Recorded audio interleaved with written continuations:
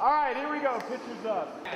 Right, ladies, and roll down. Roll it. Down speed. And camera mark. And action. People have been waiting for me for years to play the lead in a martial art film. I turned down a number in the past because I felt like I owed the martial arts a lot more than what I'd seen out there. I wanted to fuse all the worlds I'd been a part of, the world of acting, the world of martial arts, the world of drama, and some comedy as well. So I felt that Blood and Bone would be the type of vehicle to do that with. Michael Jai White came to me with a script called Blood and Bone. That was about 2 or 3 years ago. Both me and Mike were, martial arts fanatics. We grew up watching martial arts movies ever since we were a kid, and we always wanted to work on a project together. For one of the rare movies where everyone sort of across the board has some connection to fighting. And so there's, I think there's a kind of authenticity in Blood and Bone that you wouldn't necessarily find in another sort of Hollywood film. I've navigated in those worlds for so long. I fight against and train with a lot of the elite fighters in the country and outside of the country as well.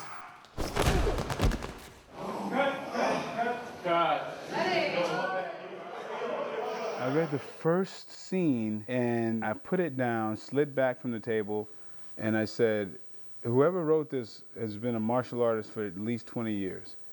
And I was right.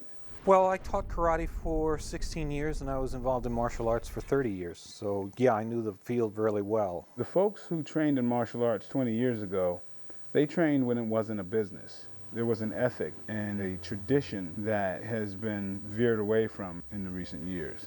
We really wanted to make it much more real than what we've been seeing in a lot of martial arts movies of late. The idea of this was to bring it down to a nitty-gritty street situation. You'd look at it and you'd say, yeah, a guy could really do that if he really knew how to fight the way Michael can. It's great to do a fight movie, which is what this is, but at the same time, it's nice to have a very strong story and characters that we thought that actors would be interested in playing. And we're very, very pleased with the result. I always wanted to do a character who was sort of similar to the heroes out of the 60s and 70s, the strong, silent Clint Eastwood, Charles Bronson type of character. But I wanted to do him as a black character. We've seen so many other characters who are like that, but who are, out of the West or something. I wanted to move that idea into the modern times and sort of a modern Western. I play Bone. Bone is a mysterious character in the tradition of Pale Rider and those great Clint Eastwood type of movies of the past. You find more about the character as he moves along. You don't know necessarily if he's a bad guy or a good guy. You think in the beginning he's sort of a bad guy, and then you realize as time goes by that he's got a whole other mission going on that's a secret only to him until it's revealed, and then you find out, oh, wow, there's a lot more to this character than we thought. Tell me something. This is the woman that Danny cried over and begged me to look after as he was dying. Michael's pulling it off perfectly. I've watched him work it, and I've watched the scenes, and I think the way he's playing the character is as close to the way I pictured it in my head as he can do. I'm not sure I approve of the company you keep, Mr. Bone. Me neither. I play the character of Pinball, and Pinball is kind of like the mouthpiece of this whole underground fighting world. Ladies and gentlemen, niggas and bitches, next up we got the man from the Lone Star State, the Raging Redneck. This motherfucker right here is so raw, he eats steaks directly off live bulls' asses. Got a lot of magazines, a lot of hip-hop underground magazines, and looked at like these young kind of hustler pimp dudes and try to start putting the picture together. Beyond that, I mean, there's a lot of me in the character. The hustler in me, the little entrepreneur businessman in me, just kind of bringing that out. I play James, and the character is, lots of people would like to call him evil. I would call him misunderstood. Here is a man who has dreams and aspirations, and he only understands one way of how to get things, and that's how to take them through force. This character is one of the cruelest men I've ever had to play. He's a complete sociopath, completely amoral, and I wanted to try and experiment playing a character like that. You think I'm that one-sided? I'm that one-sided, oh, Monique. I am hurt. I am hurt. I think bad guys are a lot of fun. You know, as long as each character's layered, you know, and not one-dimensional, I think that's what we're going after. Get the motherfucking dogs away from me, man. Stop. What I tell you about cursing? Remember, profanity is a brutal vice. He that uses it is no gentleman. And she talked to the trainer because one of the things that he told me before, he said that your performance, you might have to pull that down because it might get the dogs riled up.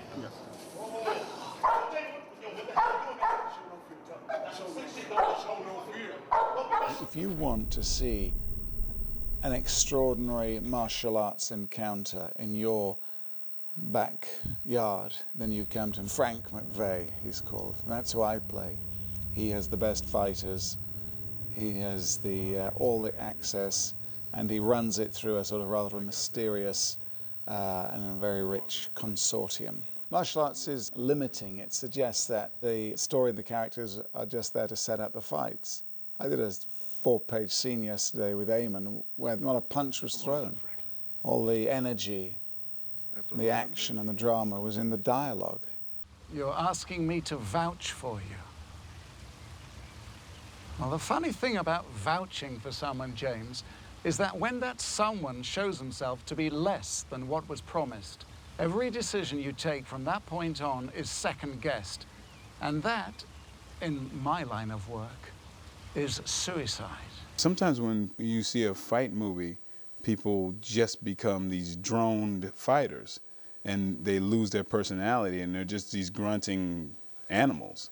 And I wanted in this one to fight within someone's personality. You know, that's what makes the fights interesting. This time more than ever, the public is exposed to mixed martial arts. You know, the raw brutality of it. They know what real fighting looks like. So, you know, we can't get away with that wire work. This is all real fighting. I mean, you're going to be astounded by some of these fights. I mean, they're really amazing. And it's not, you know, you see some guy leaping up in the air, they do these absolutely, totally and utterly impossible things to do. And they're pulled by wires and it's all special effects. This is real. Michael Jai's a black belt in 7 different martial arts. Like I told you, the man is the real deal. It's been fun to work with some of the great mixed martial artists, Bob Sapp, sort of notorious underground fighter, you know, Kimbo Slice. It's been really fun to watch the choreography of the fighting, because we really are trying to do something unique. It's kind of like a jam session. We got probably 6 guys who could choreograph a film by themselves. And together, they kind of choreographed according to the vision I have for the film. All the hits are right on. Well, that was cool, actually. It's as close as you can actually get to what a street fight might look like with 2 skilled combatants, yet, you know, done in a sort of a heightened film manner. So it's really great action throughout. This is down and dirty, raw and rugged martial arts, gritty. To choreograph some guy fighting, I mean, can you imagine if he misses by ½ an inch, it breaks the guy's jaw? Those choreographers are incredible. They're all mixed martial artists, and they choreograph these things like Twyla Tharp. I mean, you didn't really realize what these guys go through. 1 inch, and the other guy's a dead man. Signed your own death certificate, player. He was doing the part where Mike took the shank and stabbed me with it. And before that, he threw a quick punch, and bam, landed me right in the dome piece. Being that I'm an MMA fighter myself, that was a real punch. I play it for real, you know. It's like, what's your fastest hand? I would say probably my left hook. Just go like this, right? Now I'm gonna throw three jabs. Right. Don't let me hit him. Don't let me hit your hand. So what you want me to do? Just move it out the way. All right. So now notice the speed of the first 2, right? Ready? Yeah. That's 1, 2. Okay, now here's the 3rd one. Don't let me hit it. Ready? Yeah. How the hell? Come on, man. Mike had 1 week of prep. We had 3 weeks. I had 2 weeks to choreograph and then 1 week to prep Mike. Okay, I need longer. I've been training with a Chinese straight sword and a katana and a samurai sword, and they're teaching me all the blows for the fight scene that I have at the end. I'm just waiting. You know, I'll let them handle the first few, and then I come in, and then I handle the real business. There was one day I had to get thrown around by Big Bob Sapp, and that was kind of crazy. Luckily, I had a stuntman to take a lot of the brutal hits, but beyond that, I get to watch mostly and kind of enjoy the whole stunt process. I mean, most movies where you see choreographed fights, the actors are not really fighters. So you have to like shoot it in a way where you're kind of breaking up the fights in very kind of minute steps. And there's never a kind of fluidity to it that I think we're achieving in this film because Michael is so gifted physically.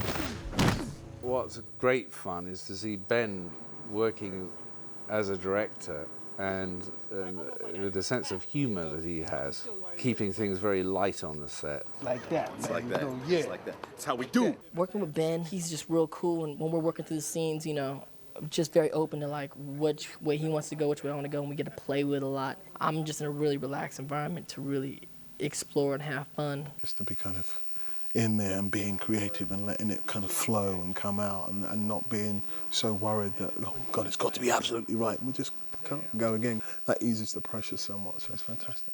The DP, Roy Wagner, who has you know, an incredible amount of experience and has educated us in many ways on the making of the film from a cinematography standpoint. Normally I don't operate the camera. I haven't operated the camera for many, many years.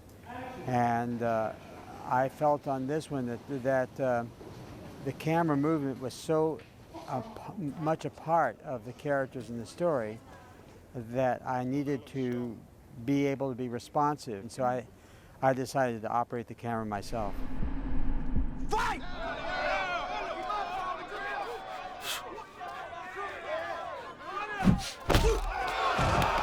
I have a few bruises and I'm a little tired, but it's been well worth it. It was Conrad Hall was very dear friend of mine. He was a director of photography, and he always said, go in with a plan, have lots of ideas and lots of details, and talk with the director from morning to night, but be prepared for the happy accident because you never know where it's going to come from and from whom. And that happened often in this film. We had gang warfare about 5 days ago. We're shooting downtown Los Angeles, so it's a little bit dicey. They called their gang to come down and arm up, which means get their pieces, get their tools. It was a little bit scary for a while there.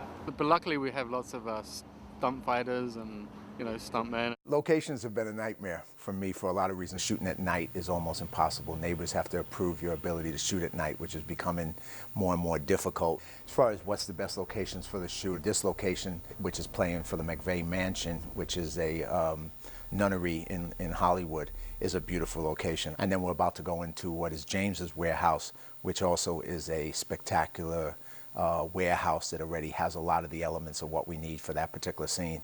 You're seeing the mock-up of Panorama City location.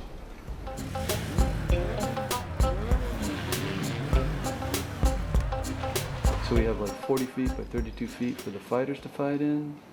We have the barrels that'll be on fire all across here, and the escape route of Pinball's green Lincoln will shoot through this and escape. Tonight we're going to blow the back window out of the car. We've got these special devices that we attach to the back window, and when the time comes, push the button, and blammo, the window goes. This motherfucker wilding out. Oh, shit! 80 cast members, a lot of locations, and it's a lot of stunts, a lot of fighting, a lot of big stuff. It's a big movie. It's it's hard work for a lot of people, but it's fulfilling. Making a movie is great. It's stressful. It's mellow. It's energetic. It's laid back. It's exciting. You run the whole gamut of emotional states to make a film. There's nothing like it. This is something that I'm very proud to have brought forth. This is Blood and Bone. It's been a blast.